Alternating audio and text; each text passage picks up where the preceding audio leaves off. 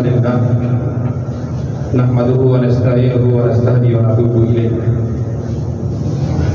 ونعوذ بالله من شرور أنفسنا وسيئات أعمالنا من يهده الله فلا مضل له ومن يضلل فلا هادي له أشهد أن لا إله إلا الله وحده لا شريك له وأشهد أن محمدا عبده ورسوله الذي لا نبي بعد أما بعد فيا أيها الحاضرون أوصيكم ونفسي بتقوى الله وطاعته لعلكم ترحمون فقد فاز المتقون أن الله تعالى يقول في القرآن الكريم أعوذ بالله من الشيطان الرجيم يا أيها الذين آمنوا اتقوا الله حق تقاته ولا تموتن إلا وأنتم مسلمون وقال أيضا يا أيها الذين آمنوا ادخلوا في السلم كافة ولا تتبعوا خطوات الشيطان إنه لكم عدو مبين وقال أيضا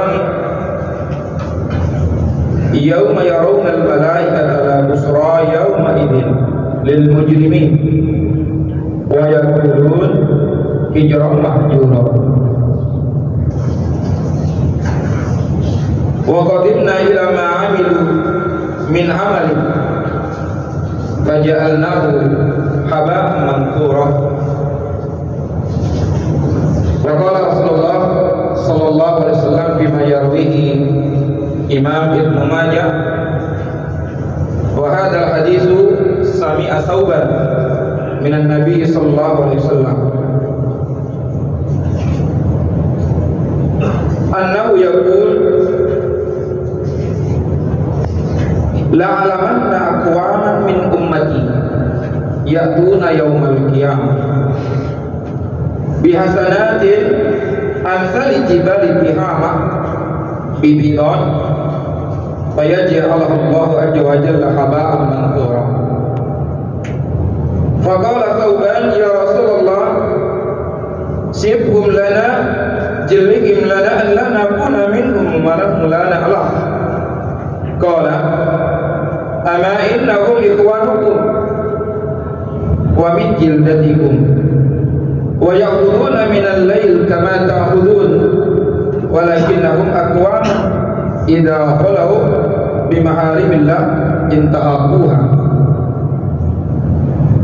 Hadirin ikhwati iman, jamaah salat Jumat Masjid Al-Ikhlas Mall Kota Kasablanka yang dirahmati oleh Allah Subhanahu wa taala. Kita bersyukur kepada Allah Subhanahu wa taala atas segala limpahan rahmat, hidayah dan inayahnya kepada kita. Kalau bukan karena rahmat Allah, mungkin kita tidak di sini. Kalau bukan karena hidayah dari Allah, tidak akan ada yang bisa mendatangi rumah Allah ini. Rumah Allah ini yang penuh dengan barokah. Bagi mereka yang benar-benar mencari barokah, Allah akan berikan barokah. Bagi mereka yang hanya lepas lalu saja dengan tempat yang barokah ini, maka tidak akan menjadi barokah dalam kehidupan. Tempat-tempat barokah yang disebutkan oleh para ulama selain masjid adalah Al-Quran. Imam At-Tariqi menyebutkan jika kita membaca Al-Quran sehari cuma satu halaman saja, maka Allah limpahkan barokah. Bagaimana dengan kalau kita membaca 2 halaman dalam sehari? Berapa barokah yang akan kita dapatkan dari Al-Quran? Sebagaimana kita mencari dunia ini, kita mencari dunia ini sampai titik jenuh itu sudah ada, namun tetap menjadi motivasi mencari, seolah dunia akan menjadi milik, padahal dia hanyalah gambaran khayalan kita yang dicari dan akan habis. bisa dihabiskan dengan sakit, bisa dihabiskan dengan musibah, bisa juga dihabiskan dengan keterlenaan kita, yang pada akhirnya bisa melumat kita di yaumil akhir. Mobil itu akan bisa membuat kita menjadi ahli neraka kalau kita menjadikan mobil itu sebagai bahan untuk kesombongan. Mobil yang tidak ada manfaatnya, Allah akan bertanya, apa gunanya itu mobil? Jangankan mobil, anggota badan saja yang kita pakai hanya buat tidur, Allah akan tanya. Perut yang diisi dengan makanan, Allah akan tanya, makanan yang dimakan oleh kita itu halal apa haram? Dari mana? Maka dari hal itu, waktu iman yang dirahmati oleh Allah Subhanahu wa taala, begitu baiknya Allah Subhanahu wa taala dikala kita menggunakan nikmatnya dalam kemaksiatan, Allah tidak langsung menghukuminya.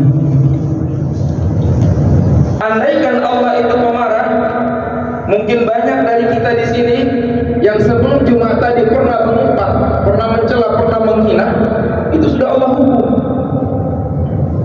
Namun tidak. Andaikan Allah itu pemarah, maka sudah banyak orang yang bergelimpangan di jalan yang tidak memenuhi panggilan Allah Subhanahu wa taala. Andaikan Allah itu pemarah, maka seluruh orang-orang kafir, orang munafik, orang yang beragama bukan Islam mati. Namun ternyata Allah tidak melakukan itu. Allah Maha Baik.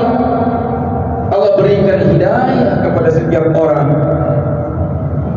Allah berikan karunia hidayah supaya bisa menyelamatkan diri. Orang yang sudah berada di jalan hidayah, jangan dihilangkan hidayah. Justru harus menanam hidayah, seperti yang antum lakukan ketika antum sudah mendapatkan pekerjaan. Kita kalau sudah mendapatkan pekerjaan itu, kita akan menjaga, memotivasi diri, bangun pagi, siapkan tas, laptop, pulpen dan lain sebagainya. Karena mengapa? Berharap dari pekerjaan yang kita kerjakan itu ada gaji. Maka seharusnya begitu pula ketika kita melaksanakan sholat. Kalau dengan dunia saja kita mengejarnya sampai sebegitunya, bisa bangun jam 3 subuh demi melaksanakan kegiatan dunia, bagaimana dengan urusan akhirat? Dunia itu hanya sementara, Pak. Maksudnya mata. Dunia itu hanyalah kesenangan yang sementara. Uang yang Anda dapatkan sebulan itu habis dalam waktu beberapa hari. Mungkin untuk bayar kredit, mungkin untuk bayar hutang, atau mungkin untuk bayar anak-anak yang kuliah, anak kita yang kuliah. Maka begitu sangat Allah sayangkan kita. Coba dihitung, Pak. Saya sudah mencoba menghitung, Pak, antara gaji yang masuk dengan pengeluaran, itu besaran pengeluaran, tapi anehnya bisa ketutup semua. Silakan cek nanti sampai di rumah. Silakan hitung sampai di rumah. Dari mana Anda bisa membayar kredit motor, kredit mobil, kredit rumah? Padahal gaji cuma seberapa. Belum lagi kita punya kehidupan yang hedon, tidak mau turun. Sepatu harganya 5 juta, HP-nya harganya 14 juta, tidak mau yang rendah. Tetapi oleh Allah Subhanahu wa taala diberikan begitu sangat banyak. Maka ikhwat iman yang dirahmati oleh Allah Subhanahu wa taala,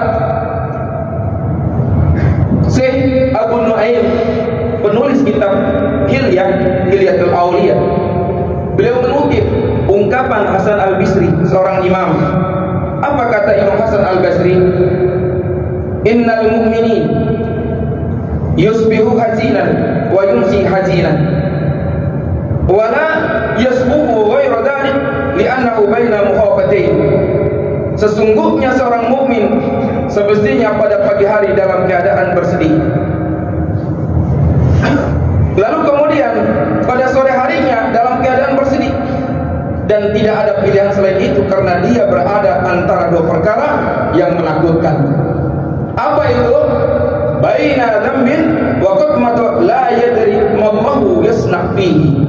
Antara dosa yang telah berlalu tidak tahu apa yang Allah akan perbuat dengannya. Pagi hari kita sudah melakukan dosa, siang hari sudah melakukan dosa. Bagaimana kalau Allah sudah memanggil kita? Apa tanggung jawab kita di hadapan Allah dengan amanah yang Allah berikan kepada kita?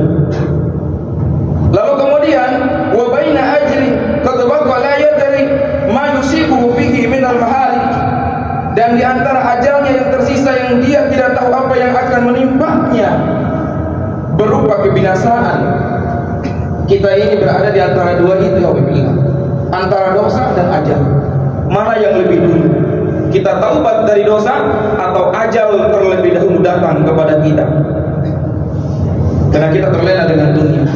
Maka untuk itu iman yang dirahmati Allah Subhanahu wa taala, sedikit mengingatkan dengan surat Furqan ayat 21 sampai dengan 23. Allah Subhanahu wa taala berfirman, "Yauma yarawna al-malaikata la busyra yauma idzin lil mujrimin wa yaquluna hijran mahjura." Pada hari mereka melihat malaikat, di hari itu tidak ada kabar gembira bagi mereka. Allah menceritakan tentang orang yang sudah meninggal. Nanti di yaumil akhir, yaumil qiyamah, mereka berdiri saja. Mereka berdiri, padahal mereka waktu di dunia melakukan kebajikan. Ada orang Islam, dia sholat, dia infak, dia sedekah, dia ngaji, dia melakukan itu semua. Ada juga orang kafir, mereka tidak mau masuk Islam, yang penting baik saja, yang penting nolong orang saja. Maka apa yang dikatakan oleh malaikat? Hijrah mahjura. Apa yang dimaksud dengan hijrah mahjura? Menurut para ulama tafsir menyebutkan hijrah mahjura itu adalah laisa lakum makanun fil jannah. Tidak ada tempat bagi kalian di surga. Cuman dua kalimat itu. Hijrah mahjura. Tidak ada tempat kalian di dalam surga. Kenapa? Ternyata ya billah rahimani wa rahimakumullah, orang yang salat, orang yang ngaji, orang yang infak, orang yang sedekah, mereka melaksanakan itu bukan karena Allah, tapi karena riya, karena sum'ah, mereka berada di dalam neraka jahanam. Mereka harus menghilangkan dosa-dosa itu. Bagi mereka orang-orang kafir, khalidina fiha, kekal di dalam neraka jahanam, yang mereka anggap bahwa kebaikan yang mereka lakukan sudah bisa menolong mereka. Ikhwat iman yang dirahmati oleh Allah Subhanahu wa taala, maka wa qadimna ila ma amilu, kami hadapkan kepada mereka apa yang telah mereka perbuat, salatnya, ngajinya, nolongin orangnya, oleh Allah dihadapkan. Mungkin bapak-bapak di sini yang hadir pernah berinfak sedekah luar biasa, ya, udah pergi haji, subhanallah, pergi haji sudah, ya, umrah berkali-kali. Wa qadimna ma amilu, kami hadapkan kepada mereka apa yang telah mereka kerjakan. Ada gambaran semua, Pak. Ada videonya. Tanggal berapa, hari apa, dengan siapa, itu jelas ikhwan. Lalu kemudian min amalin, dari amal-amal yang mereka perbuat, faja'alnahu haba'an manthura, tetapi kami jadikan amalan tadi haba'an mansura, debu yang berterbangan. Debu maksudnya amalan yang tidak ada gunanya sama sekali. Dan saya khawatir di waktu iman, kita cuma melaksanakan sholat Jumat, zuhur asar tidak, maghrib tidak. Ada juga yang melaksanakan zuhur asar maghrib Jumat, tapi sunnahnya juga tidak. Menganggap enteng dengan ibadah. Di waktu iman, sholat tanpa amal, akhlak tidak ada gunanya. Akhlak tanpa sholat tidak ada gunanya. Dua hal itu mesti dilakukan oleh kita. Lihat contohnya Nabi Muhammad SAW. Nabi gak cuma sholat. Nabi gak cuma sholat, Pak. Bapak coba cek dalam Sirah Ibnu Hisham, silahkan dicek. Nabi gak cuma sholat. Lihat akhlaknya Nabi. Yang mungkin kita pernah mendengar, beliau pernah memberi makan orang Yahudi, orang yang tidak seagama dengan dia, tapi memberi Yahudi itu sudah tua, matanya buta, pojok Madinah. Beliau memberinya dengan roti yang sudah dilumatkan dengan lidahnya, air liurnya. Tetapi apa yang didengar oleh Muhammad SAW? Umpatan, cacian yang mungkin kalau kita yang mengalaminya tidak akan mungkin bisa. Kita tidak akan mungkin bisa merasakan sebagaimana Nabi. Berat. Nabi pernah diinjak, Nabi pernah dihina, sampai disuruh berhenti oleh Fatimah, disuruh berhenti oleh pamannya. Kita tidak mungkin bisa. Jangankan itu, kita punya tetangga saja. Tetangga saja kadang-kadang kita tidak saling menegur. Padahal dalam hadis Nabi, la yu'minu ahadukum hatta yuhibba li jarihi kama yuhibbu li nafsihi. Tidak beriman salah seorang di antara kalian sebelum kalian mencintai tetangga kalian seperti mencintai diri kalian sendiri. Sebejat-bejatnya tetangga tetaplah tetangga, Pak. Sebejat-bejatnya tamu tetaplah tamu, Pak. Bagaimana dalam Islam tentang tamu, bagaimana dalam Islam tentang tetangga? Luar biasa, Pak. Tapi Rasul punya tetangga Yahudi tetap hidup berbarengan dengan orang Yahudi, tidak pernah Nabi mengganggunya. Apa yang dimaksud di sini? Itulah ajaran Islam yang bila enggak cuma beriman kepada Allah, tapi akhlaknya dengan manusia berjalan seiring. Tidak pernah berjalan hanya cuma sholat. Iman, ada hadis dalam riwayat Imam Muslim, seorang perempuan ahli ibadah, ahli qiraah, beliau meninggal dunia. Dikabarkan kepada Nabi. Apa kata Nabi? Annaha finnar, dia di neraka. Annaha finnar, ahli ibadah, ahli sholat, ahli ngaji. Kata Nabi, annaha finnar. Sahabat pada kaget. Kenapa ya Rasul? Annaha finnar, kenapa di neraka? Apa jawaban Nabi? Fa yu'dhi kulla kharajan minal masjid. Dia menghina setiap kali dia keluar dari masjid. Lihat orang yang tidak sholat dia hina, lihat perempuan yang tidak tutup aurat dia hina. Kalau menghina orang itu dosa, sedangkan kita ini orang Islam tidak disuruh menghina. Kita ini pendakwah. Wa takum minkum ummati yad'una ilal khair. Hendaklah ada di antara kalian menjadi pendakwah, bukan pengejek, bukan penghina, bukan perendah orang lain. Bukan, Pak. Dalam Islam dilarang menghina, mencela, merendahkan orang lain, karena itu akan menggores ibadah-ibadah yang telah kita lakukan. Salat Anda akan menjadi sia-sia, saum Anda selama 1 bulan kemarin akan menjadi sia-sia, infak sedekah Anda, zakat Anda akan menjadi sia-sia oleh karena akhlak kita tidak benar. Hablum minallah wa hablum minan nas, seiring sejalan bihablillah rahmani wa rahmatullah. Maka dari hal itu iman, kita akan menjadi orang bertakwa tidak hanya dengan salat. Kita akan menjadi orang bertakwa dengan akhlak kita. Dua-duanya harus beriringan. Tidak hanya salat yang rajin, tapi akhlak juga mesti.